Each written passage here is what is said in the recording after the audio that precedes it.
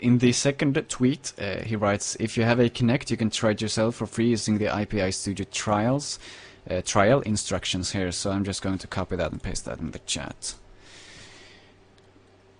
And in the next tweet, he writes, Kinect has great potential for home motion capture, but the software is not there yet. I expect improvements in the coming months, though. So he's basically saying that it's not good enough yet, but he thinks it will be good enough in the future. So hopefully we will be able to use the Kinect to motion capture stuff for Overgrowth in the future.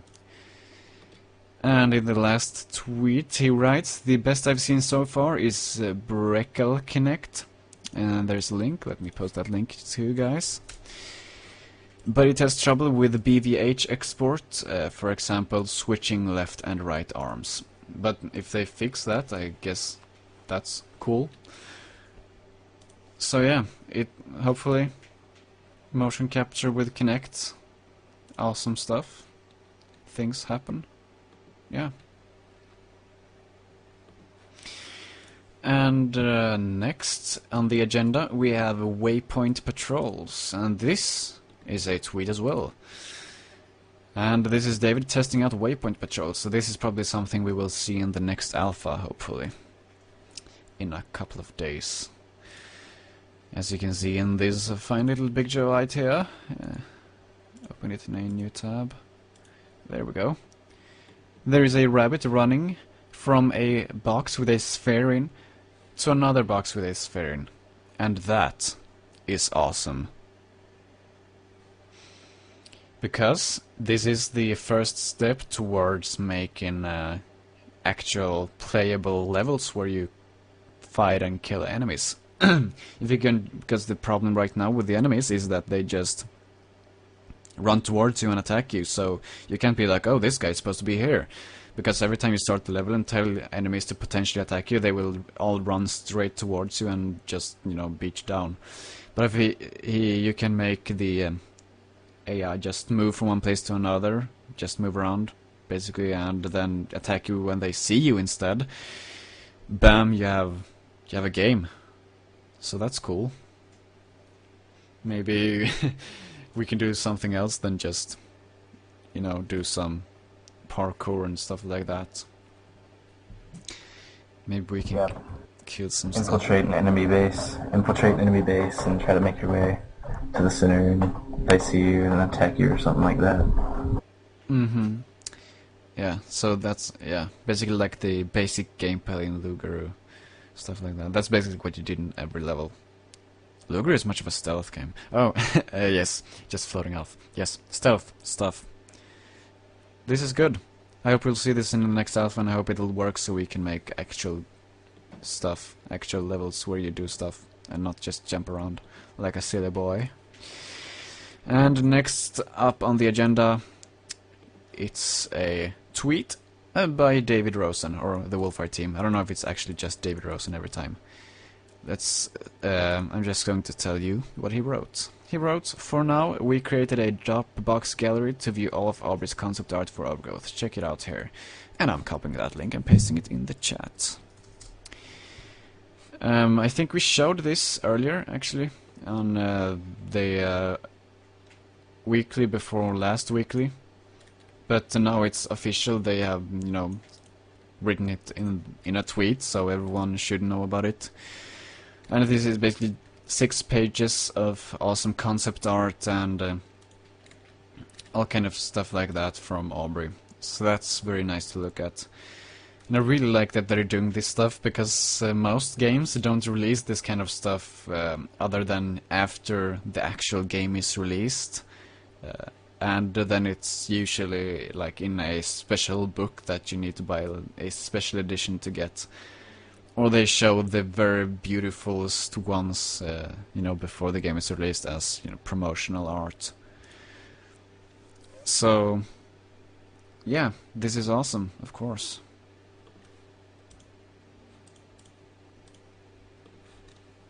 There's another tweet, we can say it for the end of the show if you want, that they did about CryEngine 3, and it was actually kind of sad.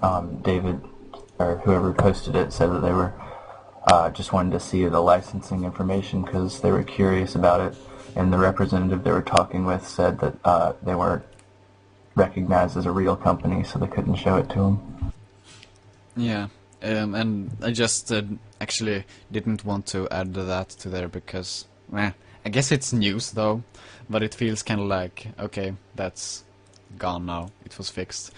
I was going to add it when they were like, oh, Crytek doesn't think we're a good company or a company at all, I don't know.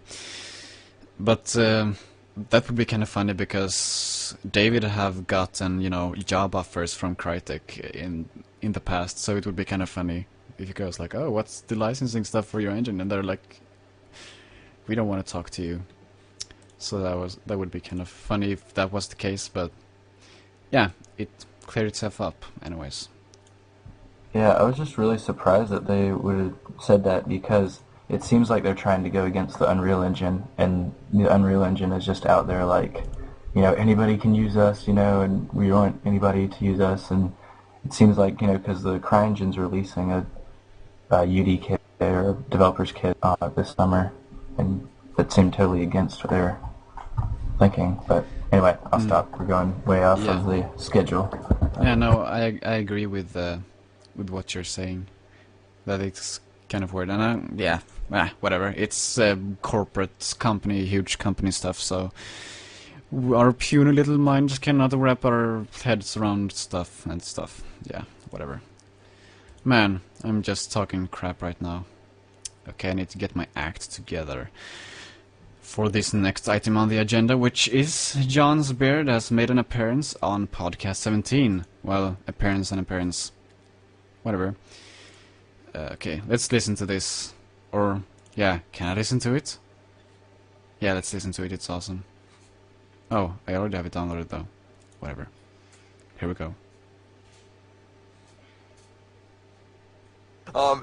Okay, so I just want to make this clear. This is an excerpt from podcast 17, and it's about John's beard. So, here you go, guys.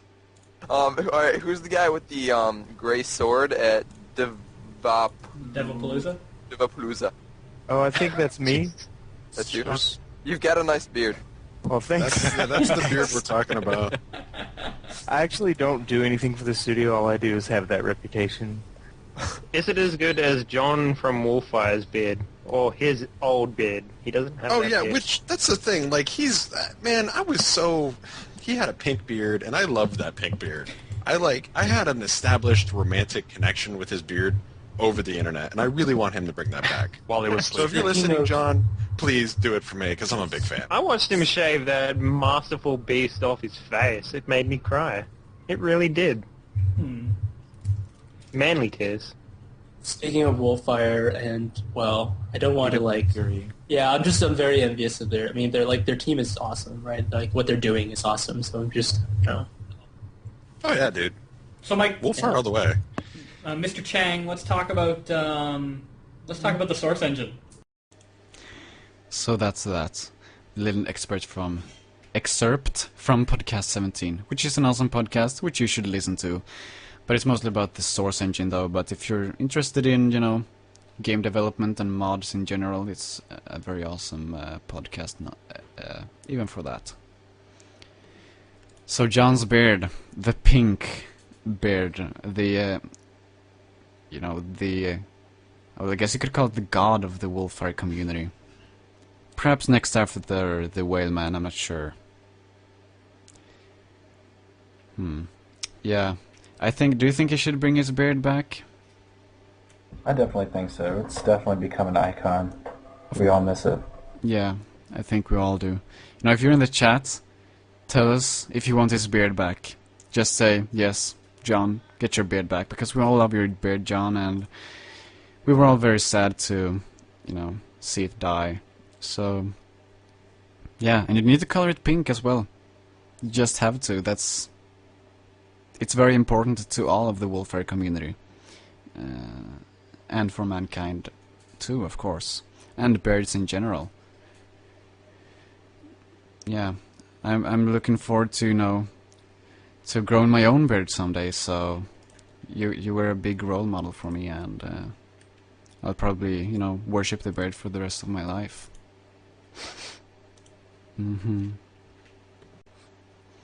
Should start some kind of beard. Well, I guess we already have in the community. Whatever. Beards rule. You should get it. If you can get one, you should get one. And color it pink. And take pictures and post it on the forums. Sweet. So that's John's beard on podcast 17. Next up on the agenda is an art asset overview number 7. It's on the Escapist.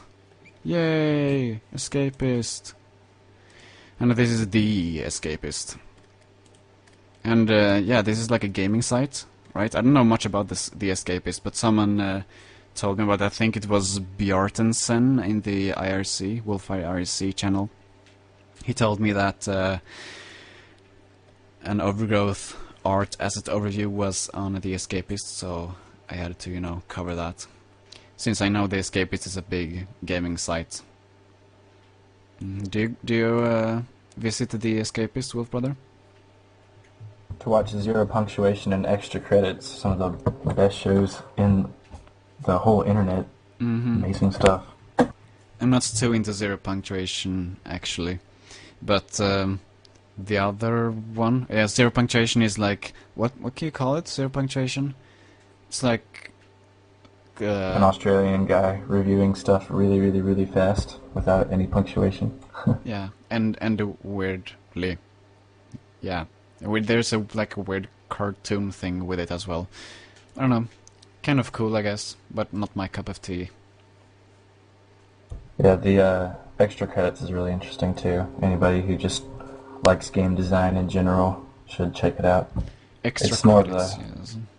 It's like the artistic side of it, more like it's a little less technical than most stuff, but it's very interesting. Yeah, I did see, I think, 1 or 2 Extra Credit episodes, and yeah, those are really good Extra Credits. They have some really good points, and they're fun to watch, and you learn a lot from them. So especially if you're a game developer, or if you're just interested in game development, you should check out Extra Credits. I recommend, at least. And Zero Punctuation as well. It's a very loved show on the internets. But as I said, just not my cup of tea. So I guess that's about it for that part of the agenda, and that actually is the end of the show. So, do you have anything you want to add before I start wrapping this up? Nope, nothing in particular. Okay, so this has been Overgrowth Weekly number 13, and next week you do not want to miss, because then I will have the almighty John Graham with the guy with the beard, or the guy who had the beard, and he is the PR, or yeah, he does everything for Wolfire that does not have to do with the direct game development. So it's a large part of the development. Whatever. Just, yeah, John Graham on the show next week. It's going to be awesome. And Anton will be back next week as well, so look forward to that. And, yeah, if you're watching this live, or if you're not watching this live and want to get notified when it does go live, you should go to Justin TV, make an account, and just follow this show. You can follow me on Steam. You go to steamcommunity.com/groups/sftut. And youtube.com/OGWeekly is the place you go to see the recorded shows. You can also see them on Justin TV, and soon you will be able to see them as well on OGWeekly.com, which is the place you should go to first if you want to know anything about OG Weekly, or anything that might be going on around OG Weekly. So, with that, I'm going to wrap this up. Thanks a lot for being on today, Wolf Brother. Thank you for having me. Yes, I did remember to say thank you this week. That's awesome. So, yeah, I'll see you guys next week, same time, same place. Bye-bye, everyone. Bye.